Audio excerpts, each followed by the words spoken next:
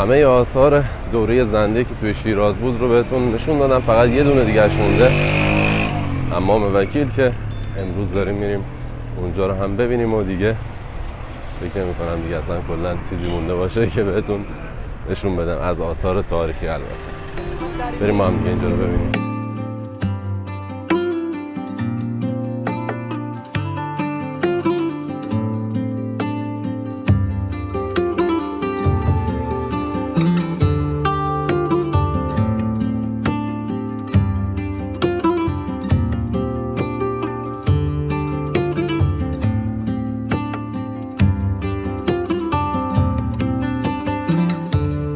حمام وکیل هم توی همون مجموعه وکیل هست، کنار خیابون طالقانی یا همون پهلوی سابق، کنار مسجد وکیل و بازار وکیل.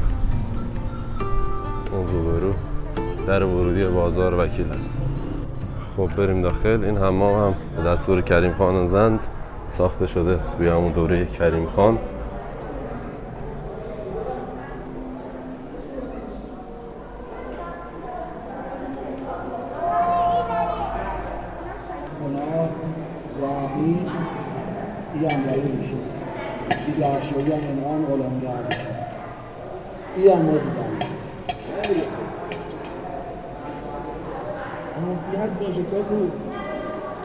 صدای ضبط شده هم گذاشتن روش، خیلی باحاله.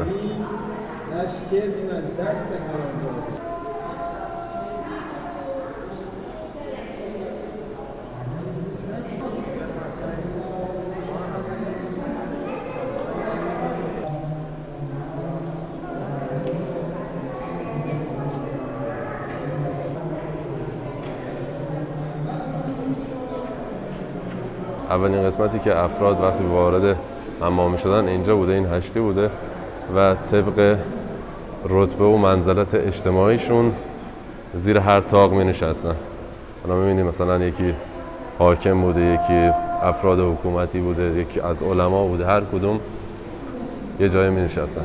4 تا حوض توی این قسمت وجود داره، یکیش هست و 3 تای دیگه هم هست که این حوض آب سرد هست که بعد از حمام کردن، حالا بریم اونو بهتون نشون بدم. حالا طبق اعتقاداتی که داشتن بعد از حمام کردن پاشون رو توی این حوض میذاشتن که حوض آب سرد بوده، که حالا اینم اینجا گذاشتن. این قسمت پایین هم که کفشکن هست که کفش ها رو میذاشتن این پایین.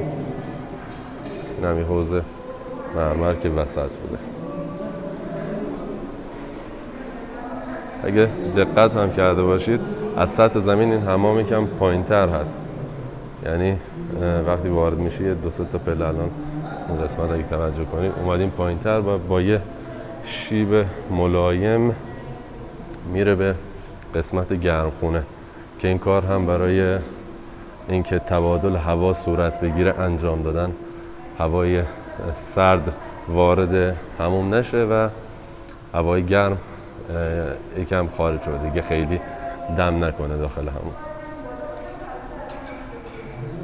یه سری نقش و نگار هم توی قسمت هشتی هست. حالا یکیش مثلا صحنه انداختن حضرت یوسف توی چاه، بالا آوردنش باز از توی چاه، معراج حضرت محمد و شستشوی شیرین در آب چشمه و یه سری از این نقش ها.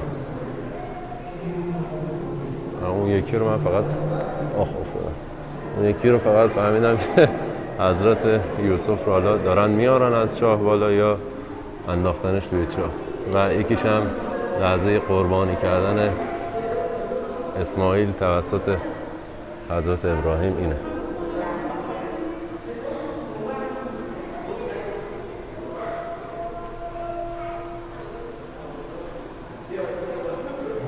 اصل این آهک‌بری ها توی دوره زندی انجام شده، ولی باز توی دوره قاجار یه سری نقش و نگار باز اضافه شده به این نقش ها. بریم قسمت بعدی.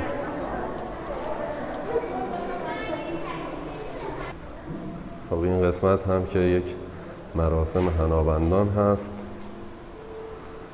زمان قدیم فقط از حمام برای شستشو استفاده نمی شده و یه سری مراسمات خاص هم باز توش اجرا می شده، حالا مثل همین حنابندون، خواستگاری و نمیدونم یه سری چیزهایی که حالا کلا دیگه همش از بین رفته دیگه.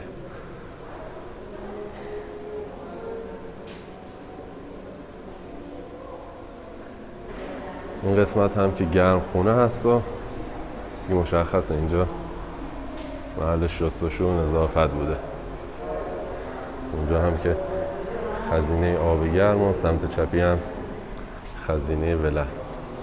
زیر این قسمت هم یه سری گربه رو بوده که اون حرارت آب گرمی که از خزینه اصلی حالا اونجا گرم می‌کردن، یه قسمتش هم به اینجا راه داشته و اینجا رو هم گرم کردن. اونجور که می‌بینید بنده خدا دراز کشیده حالش جا بیاد.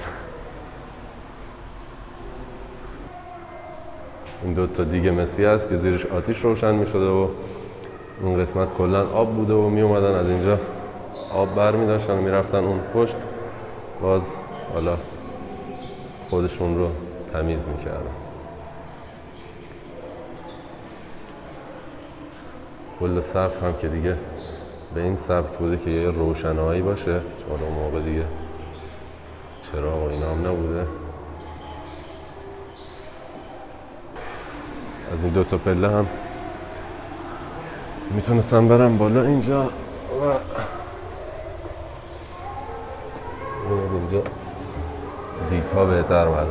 زیرش یه همونجور گفتم یه قسمتی هست که یه نفر از اون پشت میتونسته هیزم و چوب و اینا بیاره زیر این آتیش کنه تا این قسمت آبش گرم بشه و استفاده کنن.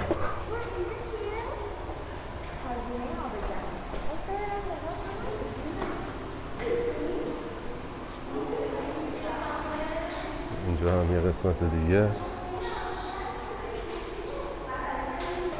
این قسمت سمت چپ خزینه آب ولر نوشته، چون دیگه این قسمت زیرش آتیش روشن نبوده آبش کمی خنک‌تر بوده نسبت به اون وسطیه.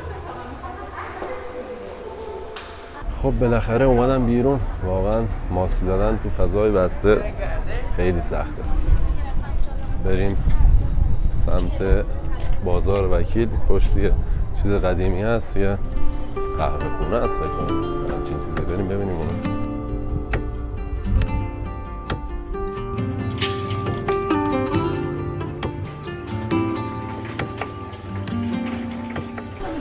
اینجا هست جایی که میگفتم، این سمت چپ مسجد وکیل هست و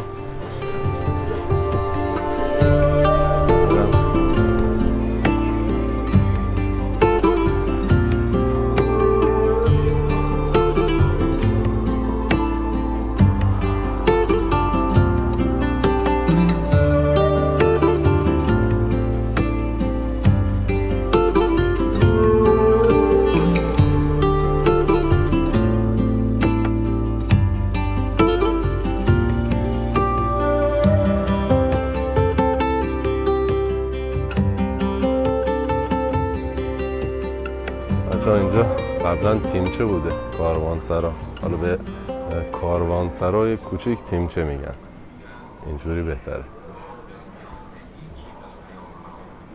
مالکش هم آقای پیروی شیرازی بوده که از عرفای شیرازی. حالا که اینجا از بنده خدا سوال کردم، گفت کتاب هم مثل که دارن، این کتابشون هست، گلبانگ خون، گلبانگ خرابات. این هم عکسشون هست. اونقدری که این جای قدیمی به آدم حال میده، آرامشی داره، حالا جای جدید که حالا تازه ساخته شده خیلی لذت بخش نیست. چایی رو هم آورد برامون و قندون ریز بالی. گفت یه دقیقه بذار دم بکشه به آر نارنج بعد بریز.